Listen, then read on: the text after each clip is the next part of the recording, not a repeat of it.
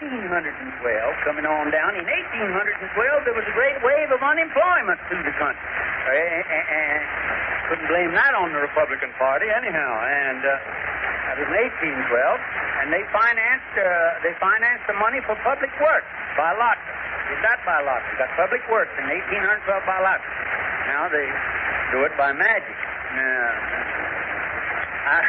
Lotteries in our history come clear on down to the Louisiana. You all remember when the Louisiana lottery, it was doing great till they drew Huey Long and then they stopped it. Every time a church wants to raise any money, they put on a raffle. You know that. And a raffle, that's just kind of the Ford of lottery. And, what you buy? I thought that was a pretty good little gag, too. There you are.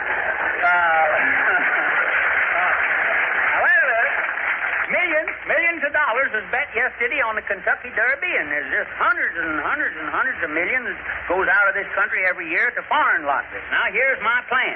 Now, mind you, this is not the real Rogers plan that I've been talking about. This is the Rogers, it's a temporary plan till I can get my mind on a better one, and which may be next Sunday or it may possibly be later. I'm proposing a giant lottery. That is, the more giant, the better. Let the government, still, big one. It's to be put on by the government, or still there's a lot of kick about the government going into business, so we may have to let the United States Chamber of Commerce put it on. And, or maybe the American Federation of Labor, or the Elks, or the Legion, or, my plan is to let each organization sell all the tickets they can, for the lottery. The government sells, the U.S. Chamber sells, the Federation, the Elks, the Legion, every organization, women's clubs, everything. Then the one selling the most is automatically the best organization, the business organization, and we don't have this argument over who's the best. If the U.S. Chamber wins, they will have proved it instead of just admitting it like they are now. In most lotteries, I imagine they take out about 20 or 25% for the charity that they're doing it for. But in my plan, the RLTURCCOABL plan, that's the Rogers Lottery temporary until I can think of a better plan. And remember the initials now. RLTURCCOAB plan, Rogers Lottery temporary emergency plan until I can think of a better one. I take 50% of the whole fund. It goes to relief, and 10% goes to expenses. See what I mean? And and commissions to the people that sell the tickets. Now, the 40% goes to the winners. You say, yeah, but will they invest this money when they only get 40% of it back? Certainly, because they don't know. The winners or the losers wasn't going to get anything, and the winners ought to be tickled to get that much back. And they don't know whether they're going to win or not, anyhow. And all this money is to go to pay for all relief. Now, mine, it does away with all this relief money they're spending. This replaces all relief. And all things of a charitable nature. Anything that we've got, this is by charity. But this is a big thing in my plan. How are you going to make the rich fella, the old conservative rich fella, buy any tickets? Well, make every man who's got to buy and spend 5% of his salary or his earnings has got to go for, he's got to get, out of his gross income, he's got to spend 5%, see? If he makes $100,000 a year, he's got to buy $5,000 worth of tickets. If he makes $1 million, he's got to buy $50,000 worth of tickets. Now, he's got to give half of those tickets to a fund, and this fund is to provide tickets for all people that can't afford to buy any, see? That's for the poor people, women, children, and all. Charity patients in the hospital, every man, woman, and child in this country must have a ticket. In that way, we keep it a democratic country. You see, according to my plan, you make the moneyed entrants pay for the less fortunate. It's the only plan that a rich man won't kick on, for he still is holding thousands of tickets of his own. You see what I mean? After you give up half of them, you can always get money out of a rich guy if you can show him where there's a chance that he's liable to bring something home with him, Then, too, he feels like he's provided thousands of tickets for the ones, that maybe couldn't bought the tickets, Whole thing is a kind of a glorified Wall Street, only you don't need as much money and you have more chance to win. That was the idea.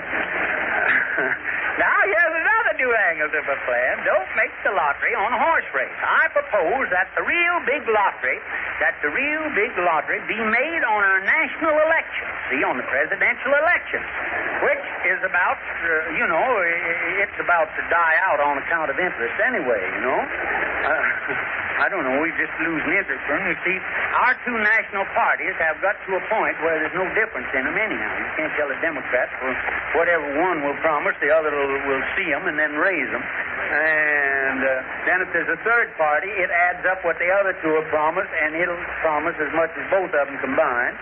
And the general public, I don't know, they just lost all the taste in them. They don't care nothing about them. Everybody that, now, in my plan, everybody that has hopes for running for president on any and all tickets, his name is in there. See, it's all in there, like it is these horses in the Grand National and the Kentucky Derby or any of these sweepstakes. The names are all in there.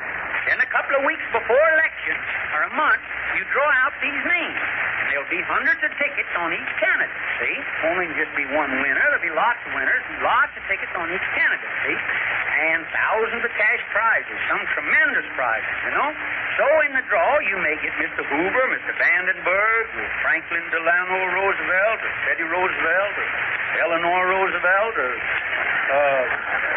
Buzzy Roosevelt, or Sister Roosevelt, or Father Coughlin, Upton St. Clair, Townsend, Dewey, Governor Kansas, Ogden Hill, maybe Clark Gable. Now, when the drawing is over, then those that have drawn tickets on these various candidates, see, now get this, well, then they get out and start working for them, don't you see? They start working for them. So that's where you get the interest in the election, which you haven't got now. Not because they want him for president, but they want to collect all this tickets, don't you see?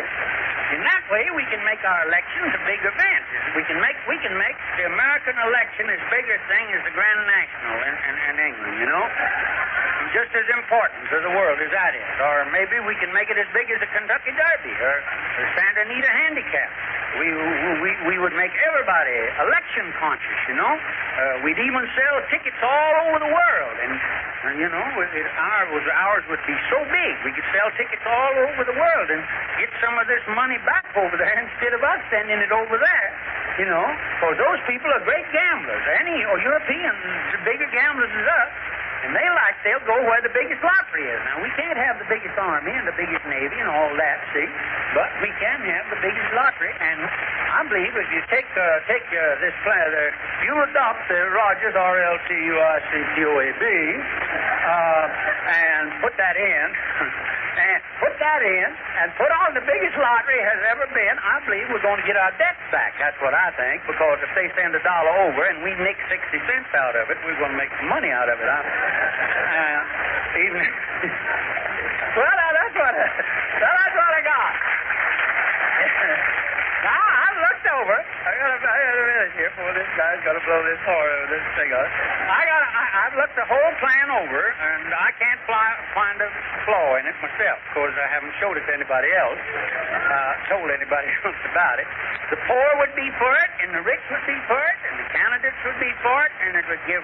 Well, here's the main thing it would do. It would give a national elections the thing they like now, which is, which is dignity and prestige, That's what it would give. Thank you very much. Yeah.